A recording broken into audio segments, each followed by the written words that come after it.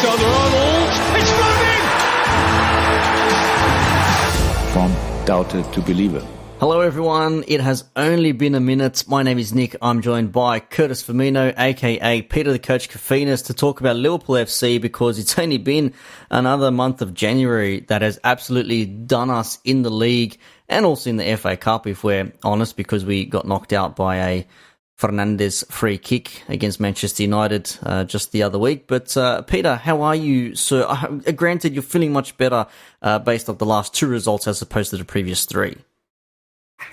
Yeah, well, the last, I guess that month of January, that 5 games, whatever it was, I feel like it was the worst month of football ever. And it's interesting because we're so used to, but we've had such a blessed 3 years in a row of like consistently good football.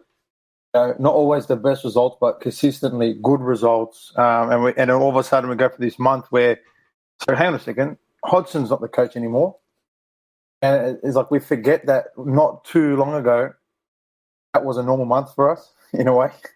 But because we've been so blessed with Jurgen Klopp and what he's done with the club, that we weren't used to what happened in that month. And I'll tell you what a terrible, terrible month that was. Well, let's just quickly go back on the month of January 2021 that was, because we had on the, well, it first started on the 27th of December, let's be real, a 1-1 against West Bromwich Albion, where probably West Brom didn't deserve anything from that game and we probably should have won. Then it went to a dull 0-0 against Newcastle, a somewhat surprising 1-0 loss to Southampton. Then we had the 4-1 win against Villa in the FA Cup. Granted, we played our seniors against their basically reserve team because they had some COVID issues. And then came the 0-0 draw against Manchester United. Then came the, well, what absolutely tore me to bits, the game that broke the streak, 68 and out, 1-0 against Burnley when, let's be real, Origi really should have scored in that first half, but I guess that's Origi for you nowadays anyway. Then we had the 3-2 loss against Manchester United at Old Trafford in the FA Cup, but we bounced back with a very lovely 3-1 win against Spurs and a 3-1 win against West Ham just this morning, seeing Mohamed Salah back to form and seeing us score a counter-attacking goal of the likes we haven't seen in probably a while. So let's go, Pete. I don't have any real structure or any form to this, but let's just quickly go over the initial thoughts. So the 1-1, I think we spoke about that already. There was the 0-0 against Newcastle. You're a bit surprised there. Yeah, it was like we forgot how to play during those games. We forgot how to get forward. We forgot how to run forward. We forgot how to tackle. It was one of those games that even Newcastle, every time they attacked us, it looked like they were going to score. It was just like, it's almost you can't explain what we went through that month and like what is the answer. And all of a sudden, how did it switch against Tottenham? I mean, against United, that 3-2 loss, we were better, but we still weren't great. Then all of a sudden, we played Tottenham, and the game against West Brom, the game against Newcastle, the game against Southampton, the game against Burnley, like it's almost like they never happened. Yeah, and it was a blimp.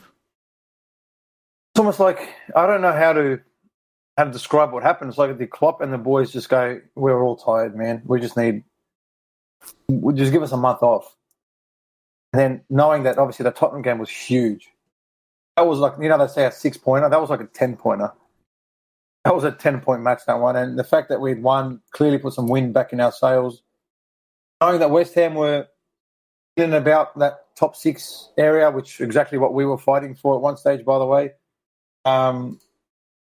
Again, another important match. And then if we can beat Brighton, just to say what we could do versus City. Well, the thing is now we've got Brighton coming up in a couple of days' time. I think it's Thursday morning for us or something like that because it's Monday night as we're recording now. But if you look back now, the 1-0 loss to Southampton away, that was a bit of a banana skin and ended up being a banana skin. It was one of Trent's, probably one of his worst performances for Liverpool FC. But again, Mane, Firmino, Salah, just nothing was clicking for them. Their defence was just stopping in front of everything, bodies to the floor, just jumping out, just trying to make anything happen to stick. And nothing eventuated. Ended up being a 1-0 loss, which you can say, okay, fair enough. And then Ralph Hasenhüttl, cried as though he'd won a Champions League final, which I found a little bit cringeworthy. But I mean, credit to him with his team. They defended well. They did what they had to. They scored nice and early. Second minute of the game. Former Liverpool player Danny Ings, of course, as well, which you always think that he could be a danger, and ended up being a danger for us, or against us rather, not for us. And you take that on board. Like, after the Southampton game, what were you feeling there, knowing that we had another shit game in Manchester United coming up the week after in the Premier League, minusing the FA Cup in between? It almost set it up for what happened. A boring draw for that game. You just knew that took a lot out of Klopp, because once you saw that guy crying on the floor and all that kind of stuff, you just knew how much it means for teams to beat us or just to take points from us. We're still at that level, regardless of our form. We're still that team. Even if teams lose 1-0, they go, wow, we only lost by 1. So I think the boys really, or the squad itself and Klopp, I think that kind of game, when you see him crying on the floor because he got points against us, it kind of showed you what we mean to the league, what kind of standards that we've set to the league. And, Guardiola for his brilliance, because I don't think people compliment him enough, to be honest with you, because he's constantly adapting and evolving his philosophy. I don't care, money or no money. Obviously, the money helps, but he's still changing the way he plays. So Guardiola that's one thing I feel like Klopp needed to do, and I think we've seen a bit of a difference in that in the last 2 games. We'll talk about it a bit later on. But I feel like Klopp does need to change and evolve as he goes on with his squad, because people, as we've seen, when they put 10 behind the ball, not very good. Teams put 10 behind the ball against City, and they're still winning their 2 and 3, 4 nils, because I guess Guardiola's kind of evolved the way he likes to attack. He went through that phase where he rolled in his fullbacks, and now he's talking about playing more direct in behind, believe it or not, and getting runs forward, numbers forward, all that kind of stuff. Very similar to what we do, but in his way, I guess, with a bit more patient build-up.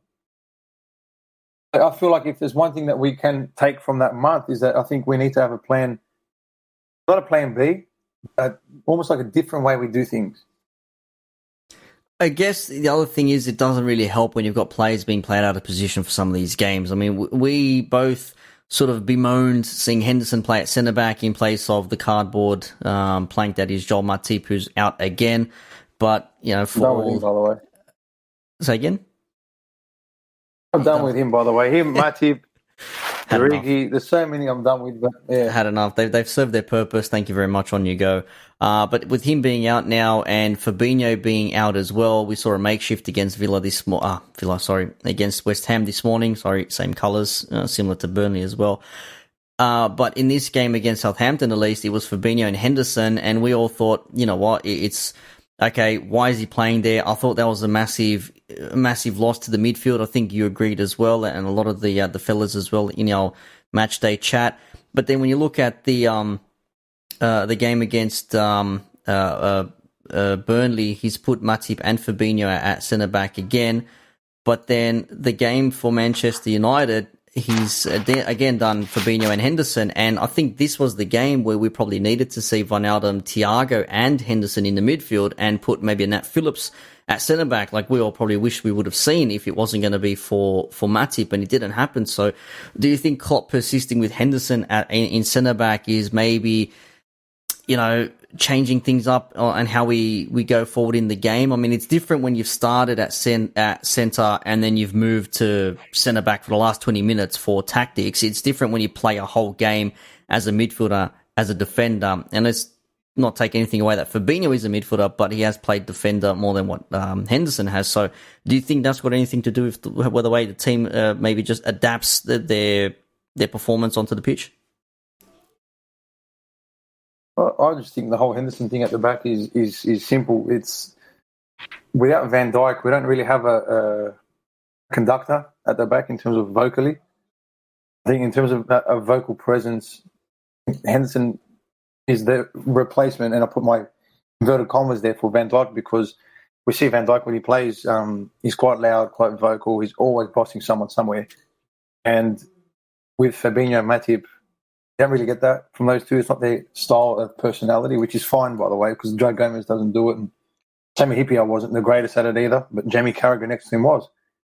But I think with Henderson there, you've kind of got that, filled that void of the Van Dijk voice, so to speak. He's quite, Ursi Henderson during the game, he's always on people's heels, always in their ear, always telling someone to go somewhere.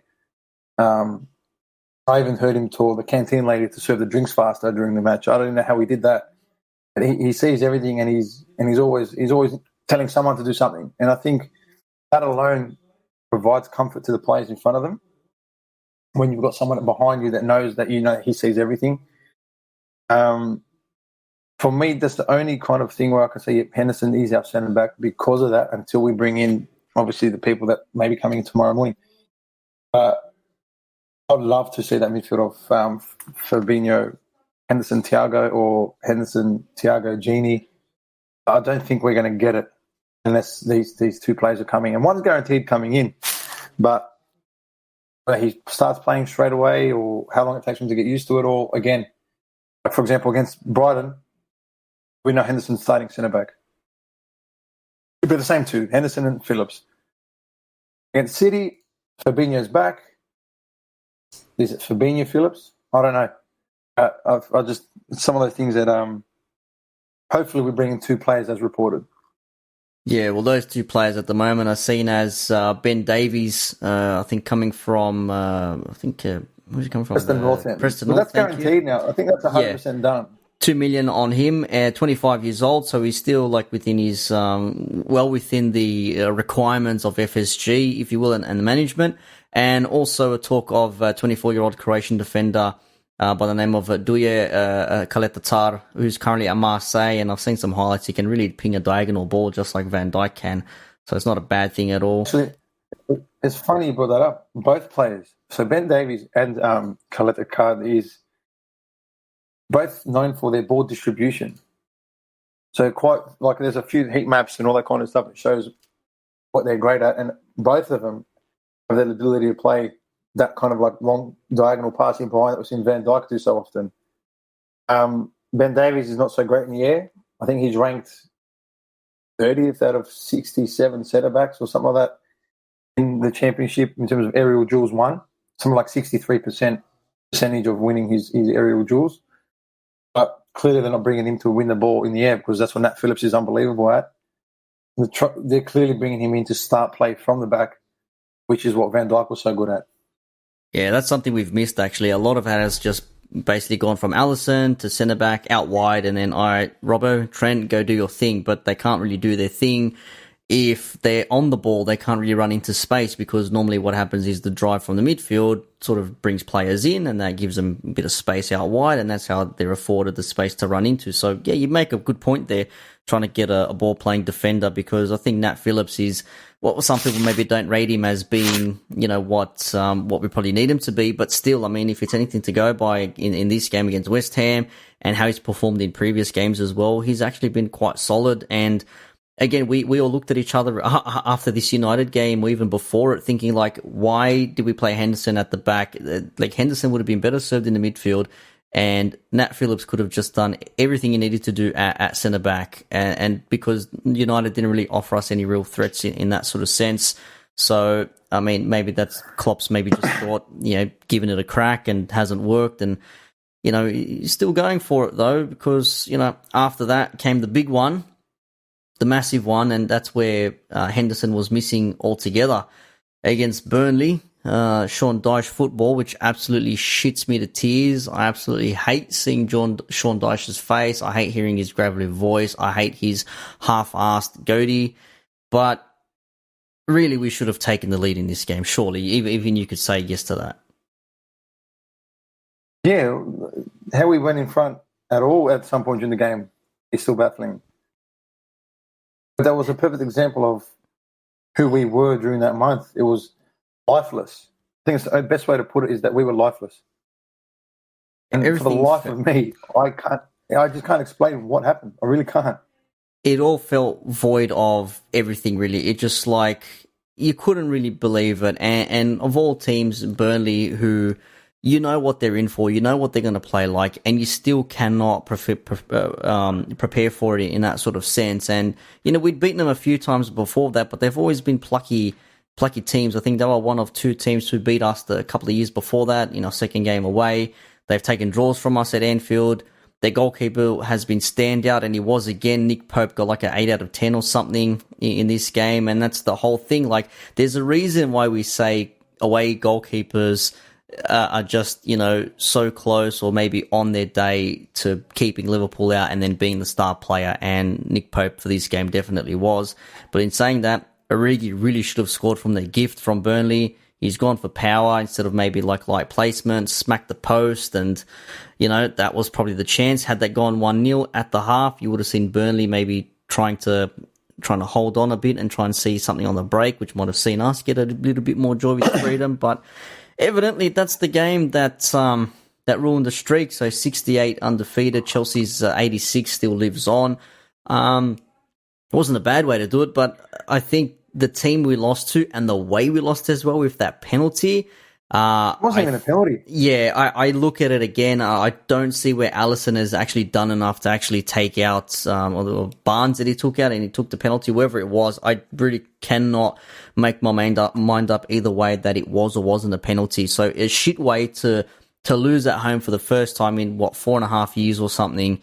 And trust VAR to have its hand in it, by the way. Like,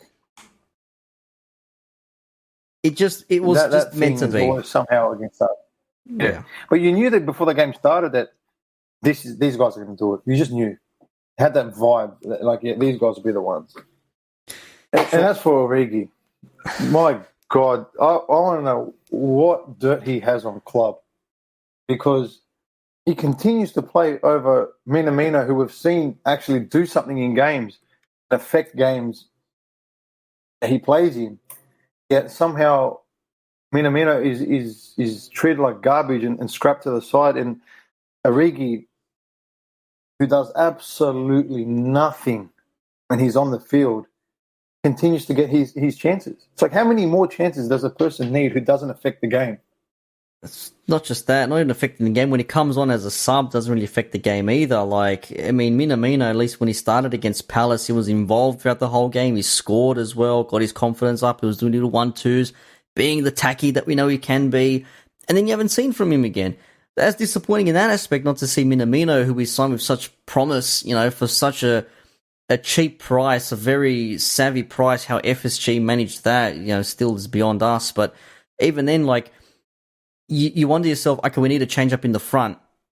I think our thoughts are well and clear when it comes to the whole Jota situation, being played in a nothing game, getting injured, and then not having him available. He would have been the ideal player you put into a front three to rejig, or maybe just give the others a rest. But instead, we're playing Chamberlain at the front, or Origi, Shaqiri maybe in some instances, and it just does not seem to be working, because the players that we're putting in place just do not seem to have the same mindset as the proper front three.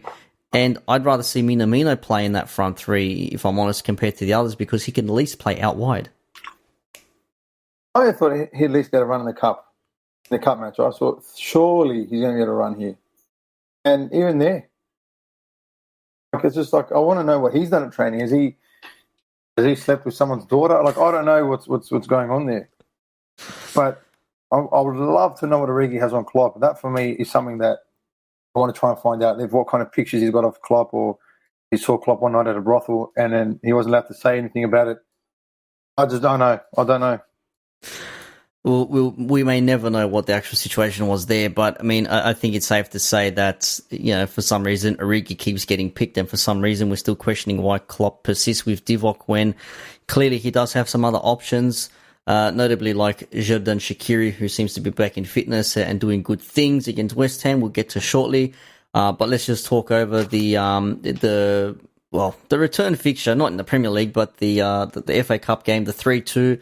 Which was nice to see us go ahead early on, but then United peg us back a couple, but then we equalise, and then Towards the end of the game, Fernandes puts in a free kick, and we end up losing the game 3-2, which It's a questionable foul, by the way. They always seem to be, aren't they? It's like one of those ones, if it's in the middle of the pitch, does it get given? If it's in the penalty box, does it get given? It's always those little dubious calls that make you think, like, is this something you could have actually just played on instead and not made a fuss about? But I mean, it came on 10 minutes or something after Fernandes came on as well, because he didn't start this game. So, and that was probably their ace up their sleeve to get something out of it. But I think more to the point why I'm talking about this game was we scored 2 goals, because we hadn't scored in 4 or something games before that in the Premier League. So it was nice to see us actually get on the score sheet, because the last time we scored was the West Brom draw,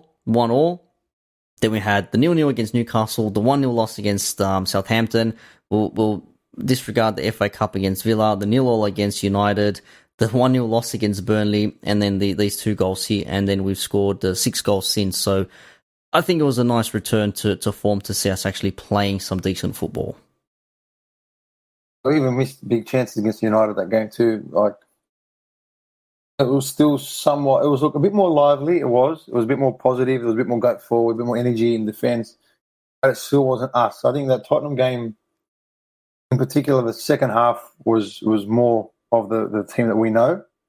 And obviously, this morning it's West Ham again. A bit more of a second half, better performance. We're scoring freely almost whenever we look very dangerous every time we broke forward. And Thiago has been. Actually, you know what? That's something we could bring up. This bullshit of Thiago slowing us down ruining how Liverpool play. Yeah, I know. Do people know why you bring in players like that? Like, Thiago was never brought in to win games. Thiago was never brought in to score goals. Thiago was never brought in to be that guy who makes the key assist in the area of the park that wins you a game. Thiago was brought in to help us control possession and break down these deep-lying teams. And unfortunately, Thiago is yet to play with a full-strength team with the players that should be next to him and behind him. So he's meant to be protected by Fabinho. He's meant to be getting the ball from Van Dijk. Thank you. Like, do you know what I mean? Like, and it's not Liverpool fans, by the way. Liverpool fans are seeing the brilliance every time he's on the pitch. It's these moronic, I'm not going to say that word, but these pundits that for some reason, because someone's Spanish or not Jack Grealish, they're not good. It's not the same. Or, they're not good for him. Like, you don't know what football looks like. You say you do. You get paid to talk about it, but how can you say anything negative about Thiago? I've got no idea. But the whole thing was, when Thiago came in, it was like, wow, how the hell did Liverpool pull this off? 30 million, Champions League winner, like absolute baller, fantastic signing. Then he cops an injury in the Merseyside derby. Then he's out for a while. Then he comes back in January, and he's already bossing it in the middle of the pitch. I think against United at home, he was man of the match. He's also had good spells in other matches. Obviously, the Burnley one's a bit of a blip there. But again, decent against United away. Also had the clearance as well that he managed to muster up to get us out of that. Against Spurs, again, maybe he was a bit so-so, did get subbed off in that game. But I mean, you're playing against a Mourinho team. And then again, against West Ham this morning, like, he actually was it against Spurs where he goes down, cuts his head open, gets beaten, he's come back on again? Yeah, comes back on. Yeah, that's why he got subbed off, because he had his injury. So he just goes to show, like, he got knocked down, to quote Chumbawamba. He got back up again, because nothing's going to keep him down unless it's a knee injury. And Klopp and management says no. I love the fact that he's actually a bit of a dirty prick. He gets a lot of yellow cards. He goes into tackles. He's a bit nasty, and that's something that is great to see too. I think these people who try to write this narrative of Thiago is the reason why we weren't winning. I think what they've just done is expose their knowledge of football. And obviously it's not very, very high, because if that's what your outcome is, that Liverpool aren't winning games now because Thiago is slowing the ball down, and I feel so sorry for you. It's one of those things where you just wonder, like, why bother writing anything? You just stay quiet and don't say anything at all. But it's like, you got to get the clicks, you got to get the money somehow, the revenue's got to come in. So you say something outlandish and people listen to you. It's like, ooh, really? And it's just, the modern day news cycle is, it's hot for like 12 hours and then after, or not even, and then the next day it's just completely gone. And, next article, please. What else are you going to come up with? But it's not. If you watch this match's performance, this weekend's performance against West Ham, you watched him play. It was unbelievable again. You orchestrated most things coming through the middle. Like, I don't get what can you see, and then to make out that Harry Kane is like the god of football, but then not talk about Mo Salah. Jack Grealish is the best thing since sliced bread, but Thiago's not that good. Like, there's clearly obviously an agenda there, but like it's like just say if you're not going to say anything that doesn't make sense, just don't say anything at all. Well, that's the whole point. They have to say something. As I said, for the editors and their bosses to say, "Come, we need something. Make something happen. Turn something. Let's get something cracking on here." Because the next thing you'll hear is, probably like, Liverpool are so rubbish without Henderson, or when he plays at centre back, they don't win any games, and what's Klopp doing, and et cetera, because stuff like that is going to come. It's going to happen because that's just the way the English media operates in their own avenues. But I mean, to talk about that Tottenham game now, because that was a bit of a crazy game, because we go one up, and then they equalise. Yeah, we go one up, they equalise, and then we seem to have scored a second goal. It gets called back for a handball, when, again, that's a bit dubious and contentious because he goes off the Tottenham player's hand first, then hits Firmino or Thiago. That's the foul in between it all? Yeah, all that happening. But then we end up going on to score a good second and then finally a third, so that was nice to see. Mane with the goal, Firmino and Trent, of course, scoring as well, and not reprising, but redeeming himself after the last couple of matches. No Fabinho in this game as well, which everyone, I think we all sort of panicked. We're like, shit, there's no Fabinho. We're playing Henderson and Matip at centre back. Like, holy shit, this is going to go so bad so quick. But it didn't. Everything turned out okay. Matip lasted half a game. Well, it did, but in saying that, we ended up winning, which is ultimately what you want. But it could have been so bad, and Matip's out, and again, who knows how long he's going to be out for again, and he's out, and then someone else has to come in. So now you're sitting there thinking to yourself, okay, how the hell did we escape this one? How did we escape this one then?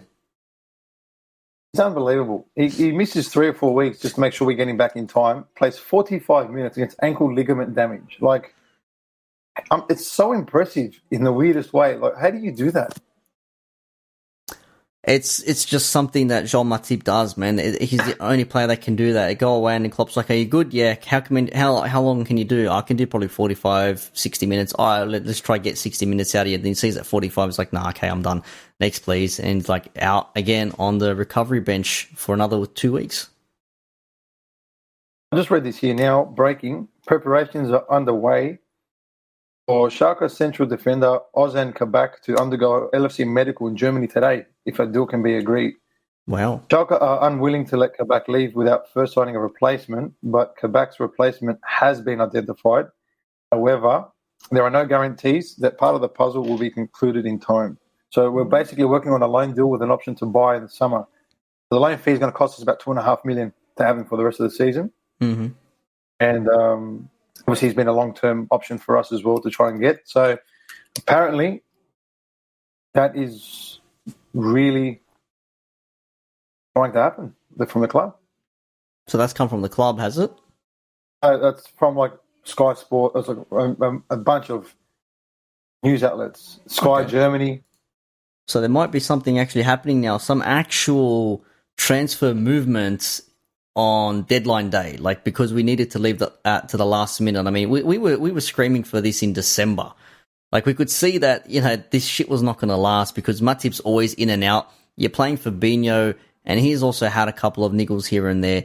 You're dropping Henderson in instead of playing someone like a Nat Phillips or another defender when really this should be them getting themselves into the groove of being a Liverpool player. But man, it's one of those things where you just think to yourself, why not do this a little bit earlier? But if it is happening, I'm happy. I'm all for it. Let's hope that something goes on and we can actually get some proper defenders in and we can maybe take Fabinho, if not straight away, eventually get him out of that defensive role and actually put him in that fucking midfield alongside Thiago and Henderson or Wijnaldum, and that actually show the Premier League what a midfield actually is. Well, here's another one from Standard Sport. Liverpool are eyeing a deal for Sven Botman. Bill may well contemplate a sale now in order to guarantee some much-needed capital. And then followed by because Liverpool fans are unbelievable at this, there is a picture of his agent walking with some luggage. I'm waiting for the plane. I'm waiting for the plane being tracked. Well, that's happening already. The plane stuff's happened. If you just Google Liverpool FC tracking on Twitter, it's everywhere. That's it's happening. Apparently, I've just seen now from Anfield Watch, it said Squadron Mustafi has been offered to Liverpool for free, and that's care of Fabrizio Romano. So it's not like a nobody journo. But he's only 28 years old. Mustafi?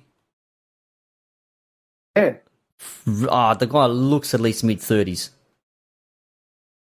I'm pretty sure he's only 28. I mean, I guess that's what happens when you play for Arsenal. He ages you. Let's have a quick look. Let's Google this. I'm pretty sure he's 28 years old. They're still pretty young if that's the case, man. But man, I mean, just looking at it now, talking about the last month and the defensive issues we've had, and let's not be daft now. Yeah, 28. Yeah, okay, cool. So, still relatively young, but I mean, I don't know. I mean, we have defensive issues because we also have midfield issues, and we have midfield issues because you have defensive issues, because you've taken midfielders and put them in defense, and you don't have actual defenders, so then you've got a midfield issue because they need to do extra work to try and protect the ball going back to the defense. So it's almost like this perpetual motion of just trying to stop things from happening, and you're basically just trying to play to the best of your ability, just trying to protect yourself in all aspects, and that's probably what's maybe kept us a little bit subdued in some games, do you think? Because we're not playing to the full tilt because, as you said, we don't have the reliability of a Van Dijk or a Gomez or someone sitting in that defensive line. Yeah, it's like asking... It's like putting in a Toyota engine in a Ferrari car and saying go the same speed. Yeah. Like, you can't the same players to do the same things as the ones that they're replacing because everyone is different. It's just we can't expect Matip and, for example, Henderson partnership to give us what Van Dijk and Gomez offered us because often we left it 2v2 at the back. Gomez and Van Dijk versus their strikers. And you know why? Because pace, they could do it. Aerial, they could do it. They had a really good understanding of each other. Would I ever leave Henderson and Matip 2v2 with anyone in the league? I don't care what club they're from. God, no. Just because that's not what they're used to and that's not what they're good at. So it definitely, the constant, what was it, 20 partnerships now? Is that the 20th different partnership this season? Something ridiculous, yeah. Something dumb. Just the amount of partnerships and then different formations that he's played them in and the positions they're played in as well. So there has been a lot of rejigging from Klopp with that defensive line. And again, if you've done anything, it doesn't have to be sport or football, just anything, the more regularly you do something with someone, the more comfortable you become with them. Like you sort of like get a sixth sense for what they do. So you keep chopping and changing your defense. Evidently, you're going to have errors. You're going to have issues at the back because those two players are not used to, playing together and not knowing what the other player is going to do. So you're always going to have issues like that. That's the thing. If you haven't got a consistent lineup, it's hard to get consistency throughout the game. So, or during the season. And then, to be fair, to be where we are now is a miracle. And what we're doing now to be 4 points off first, 7 if they win their game in hand, for me is still unbelievable. And the fact that we're still talking about the title race is beyond me, considering what's happened to us already this season. Well, it is. I think it's a nice little segue from the break there, from the breaking news from reporter on the field, Peter Kofinas. Thank you very much there. Check back later on. The game against West Ham this morning, that was another, not a scary one, but another one that could have gone wrong, but it went right for us because Salah scored 2 great goals. Wijnaldum got himself a nice little goal with nice interplay between himself. Firmino with another. Yeah, something ridiculous on that front there, but it was nice to see that actually happened. Firmino got an assist for that goal as well. Nice to see Ginny smiling. Ginny, please stay if you're listening to this.